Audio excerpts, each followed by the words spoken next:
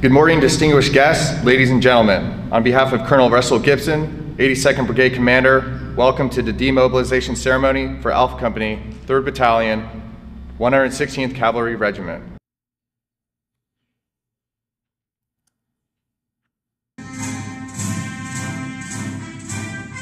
Your team set the example of how we are the service of choice for Oregonians, trusted and admired by our citizens.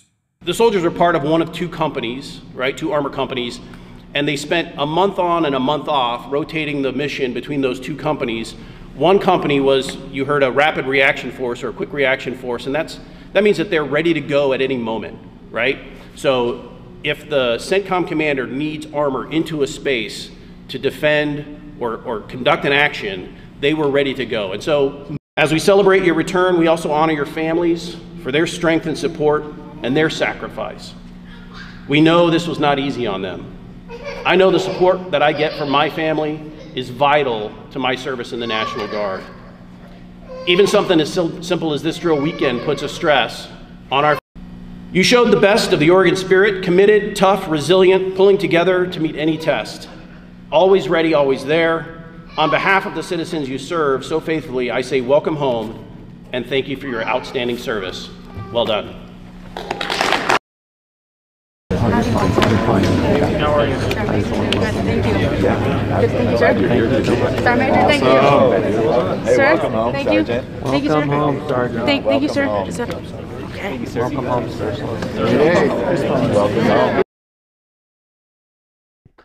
My name is First Lieutenant Matthew Boer. I was the officer in charge of the Alpha Company 3116 detachment for the Turn 2 of Operation Spartan Shield deployment.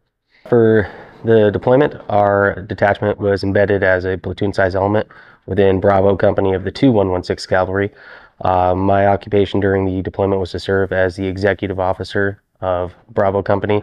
My job as a whole was to manage the logistics and maintenance of the entire company, to include the main battle tanks as well as the attached Bradley infantry fighting vehicle, as well as maintain a qualified crew on the Abrams main battle tank, myself, and use that for training. Our occupation on the deployment, we served as the Mobile Response Force 2 for the region. Basically, our description was we were there on standby if there was instability in the region to deploy as a quick reaction force, while also to maintain our own strength and do cross-training with the nationals of the area. So throughout our course, we did partner nation trainings with the United Arab Emirates as well as the Kuwaiti Army itself. My favorite part about the deployment was there was always something for me personally to do to stay busy, whether it was a self-developmental opportunity such as the pre-ranger school or the Norwegian Ruck March or Air Assault School. Probably the most important thing was doing the cross-partner nation training with the countries in the Gulf. It let us know their capabilities a little bit more and our capabilities and how we can kind of fill the gaps in for each other and work together in that region.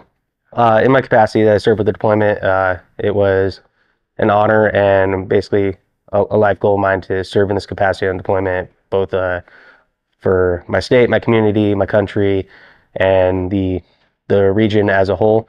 I actually volunteered for this deployment because I've been in the National Guard for going on 10 years. And I was just waiting for an opportunity like this to come across. So once it came in, I seized on it. So I was really happy to be able to self-actualize that and kind of do what I always wanted to do.